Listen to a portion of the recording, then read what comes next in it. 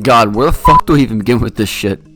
Ben Shapiro is a right-wing political commentator and cultural critic. Is adopting this sort of bizarre language and this bizarre philosophy of gender that nobody actually understands because it is utterly internally incoherent.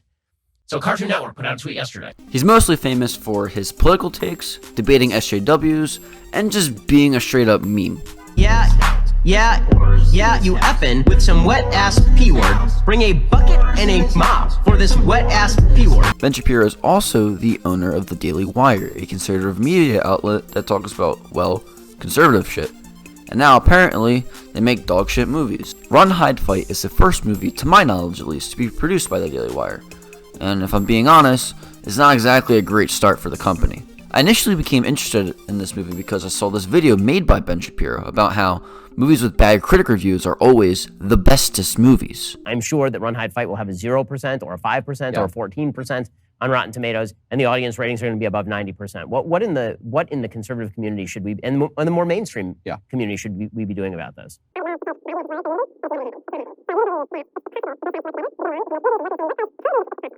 And I think that if people want to watch movies like this... Okay. Obviously, since this is a movie produced by the Daily Wire, this is a very political film. I'm not going to get into the politics themselves or pick a side, but I will get into how some things in this film are portrayed really fucking badly. Also, with the subject matter of this film, be prepared for a lot of censoring. Anyway, without further ado, let's get into this piece of shit. The plot of this movie is basically just a school shooting, but told in the perspective of someone who's pro-gun. We start off with this girl named, anyway, she shoots this deer but doesn't kill it. Then we get this awkward speech about death and suffering from her dad, and she ends up just crushing the deer's head with a rock. I think this is just trying to set up that I'm not your average girl kind of scene, but whatever, I guess.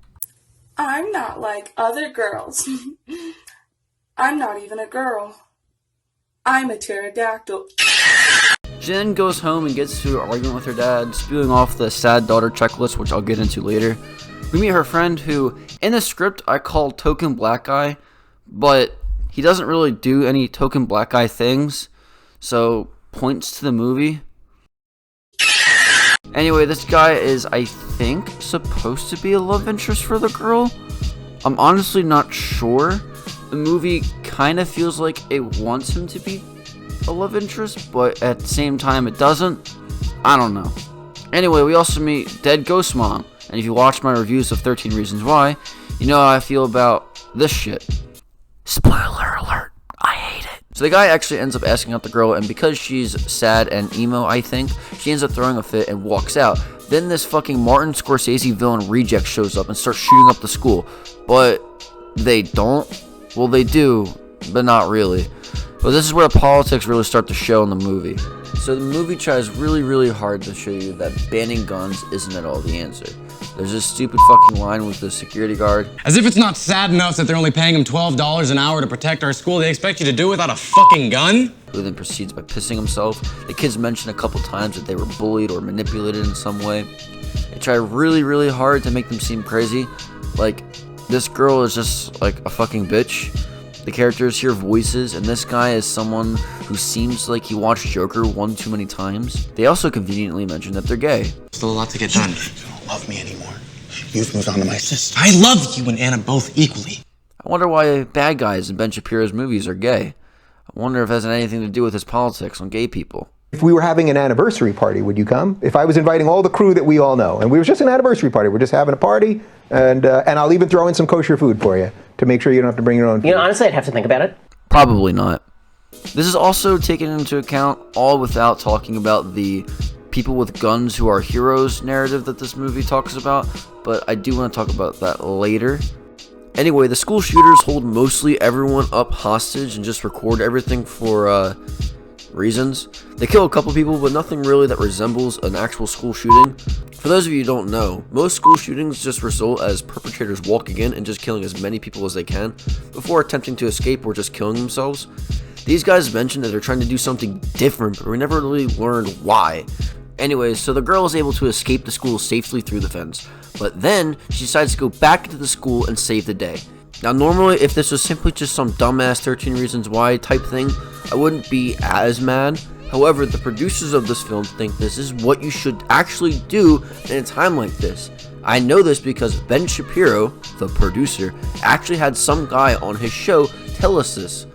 However, according to the FBI website, you do not fucking do this. The term run, hide, fight comes from the instructions you're given when there's an active shooting. First thing you should always do is run.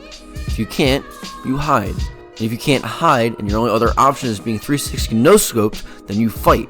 If you fucking run away and get to safety, you keep fucking running. You text people that there's an active shooting, or call the police. You don't go back inside like a freaking moron. She even later goes on to give one of the shooters a fucking gun.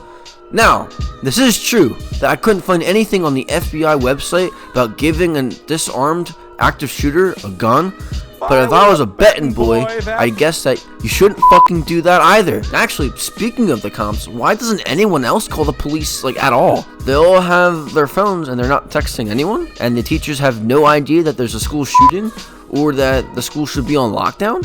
What the fuck is this shit? And by the way, when the lockdown does happen, the teachers don't even freaking care. Now, I'm not sure if this is worth mentioning, but I've actually been in a real school lockdown situation before.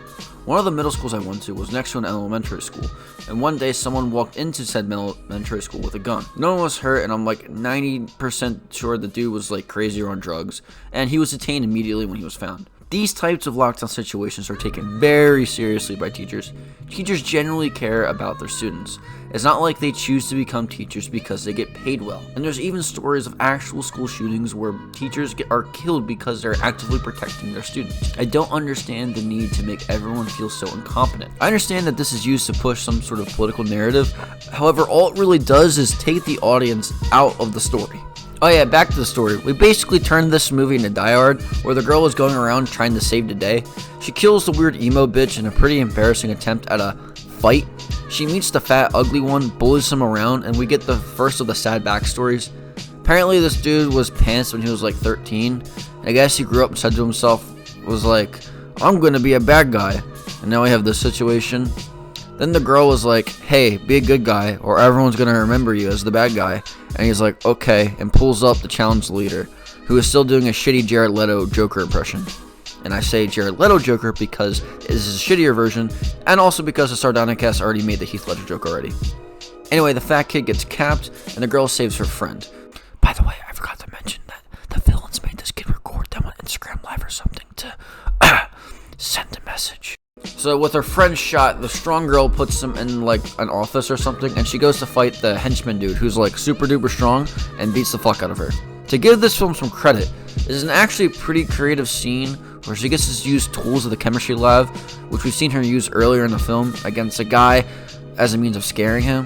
Now, as I mentioned, she does end up getting her ass kicked, but before she dies, Dadu's ex machina pulls up and fucking snipes the dude's head off. You see what I did there? Instead of Deus Ex Machina, I said Dadu's ex, because it's the girl's dad. Funny, right? Never mind. Anyway, now that all the henchmen are dead, the boss dude starts freaking the fuck out as the girl starts trolling him. He then starts a plan to try and blow up the school. The one thing that doesn't make much sense to me is that the guy holding at least 50 people as hostages while only holding a revolver. Now, some of you might not know this, but a revolver only carries like 6 bullets, and they take a bit of time to reload. Why don't any of these people just get up and attack them? Normally in these situations, the reason why kids run is because 1, that's the first thing they're supposed to do, and 2, because most of these events are carried out with rifles. In a situation like this, why don't the students just get together and fuck this guy up? Sure, it's possible that like a couple of them would get shot, but the majority of them would be able to take him out. And even when the guy fucking dips, the girl shows up and has to remind these guys that he's gone and they can move. How fucking stupid and incapable are these guys? How dumb do you guys think children are? Anyway, after all is said and done, the girl is able to save the day by getting the van out with the bomb before it kills anyone. Another bomb does go off, but it doesn't kill anyone to my knowledge. The girl ends up getting over dead ghost mom, and the day is saved, for the most part. After everyone is good, the girl goes out to grab her dad's rifle, then fucking assassinates the school shooter dude. And then we get this little fucking speech about death and suffering, and then the movie ends. I'm not gonna lie, I had to rewatch this movie twice to even comprehend what the hell I just watched. Mostly because halfway through my first viewing, I got bored and I just went on my phone and re-downloaded Pokemon Go. But also because what's happening in this movie is so detached from reality, it makes 13 Reasons Why look like it's fucking accurate. I'm not even sure if I'd have a problem with this movie if it didn't present itself as something you ought to do in real life. This movie is trying really hard to be Die Hard, but it mistakes a fundamental theme of Die Hard where John McClane was kind of just in the wrong place at the wrong time. And even if you wanted to make this girl look like a hero, why did she make all the wrong decisions that you could possibly make? Have any of you ever tasted stale bread? If you have, then you have the feeling on what the acting in this movie is like. There isn't a single fucking performance in this film that's good. It honestly makes you feel like the actress just read the script once, took one take, and the director was like, yeah, sure, that's fine, and moved on. As far as who I could tell was trying to act, I would say that Ali Sholotin, he's not really good, but he's the only one who showed up and felt like he actually put in some kind of effort. Everyone else is just a straight up meme. What the hell are you doing, Missy? Oh, I think that I have a pass here For somewhere. the electrical room? Nobody but me is allowed in it. The actress for the main character feels like she's doing a Punisher impression, and in the end when she kills the bad guy, she gives this weird ass look like, bitch, what the fuck are you doing? And speaking of the villains, these guys are fucking hilarious. The performance of this dude is kind of just weird, and the chubby kid's performance is just awkward, but the other two are trying really hard to be taken seriously, especially the girl who only gets like 10 minutes of screen time. And watching the rest of the performances just give me self-embarrassment, like someone personally handed money to people to give these performances, and that just makes me feel icky. I've already talked about how the main girl character is just boring and bland and how much of a joke some of the villains are, but I haven't talked about everyone else. Everyone else kind of sucks, and they're boring and they're forgettable. So I'm going to do this in groups. The henchmen all suck equally. None of them look at all threatening or have any interesting motives for what they do. The movie goes super out of its way to also prove these characters are mentally ill, but only for one character? Now, I've already talked about this vaguely in my 13 Reasons Why reviews, about the dangers of portraying mental illness wrong, so I won't go into too much detail in this video. However, in this movie, it comes off as really, really offensive. No, he left me in charge. Not you. No, this is my body. No.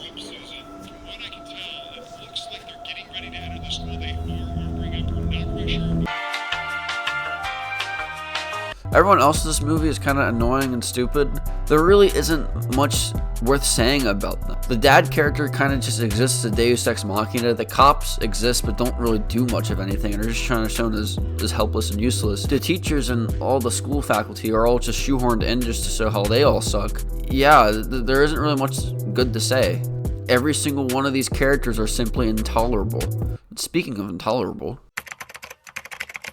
you know, considering how painful and out of touch the writing and the dialogue was in this movie, I thought the writer was going to be like an 80-year-old dinosaur or something. However, the writer is in his late 40s, so not too old. Regardless, shit like this is just garbage. I am baffled that there are actresses who are 20 years old who are only playing roles that are 2 years younger than themselves, and they were all okay with saying weird, cringy shit like this. Hey, we know you're hurting, Roy. Okay, we know, Mommy. She didn't hug you enough, and Daddy never said he was proud. Okay. You don't need to hide behind stereotypical cave male aggression. Reach out. Shut the fuck up. Like, look, for most of my life, I've lived in the city, and for a small part of my life, I lived in the suburbs. So to people who have lived in rural areas, I have a question. Is this how you people talk? Am I just out of touch with this stuff? Honestly, leave a comment. Regardless, there's other things that look really cringy and lack no subtlety. Like there's this line. You're being really weird. I'm just like stressed out. I should never agree to edit the damn thing. And just remember, Lewis, this is high school. And there's this line, which is kind of cringe. Hey, you lose something up here? Hey, you got studs on, girlfriend. And there's also this line, which doesn't feel like a real person would say. Lungs will fill with blood. The animal will die a natural death. With that process comes extreme pain. This is a right to let an animal suffer for. Like, do rural area dads just break into weird monologues about death and suffering? I'm not sure if I'd blame the actors for this either. I don't think a top dog A-list actor can make any of this shit sound good either.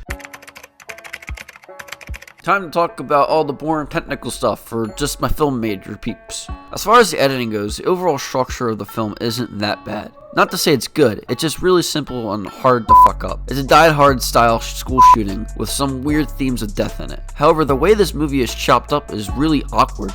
Like, scenes just end and start up in a really weird way. It's kind of quick in the first half of the movie too. We also don't get to see some scenes. Like, we don't get to see how the school shooter guy escapes. He just kind of disappears. Like, the school is surrounded and he disappears and pulls up in the middle of the woods with his get out shit. This movie is fucking awful. It's not funny awful either, which sucks. The worst part of this movie, in my opinion, is the fact that they try to take itself way too seriously and it comes off as boring. I had to rewatch this a couple times, and each time I just wanted to get up and leave. I wish this was just stupid. I wish this is a movie I could get high and watch and have a good time with my friends, but it's not. Fuck this movie, man. Alright, if you like this movie, cool, but you're just wrong, okay? Peace out.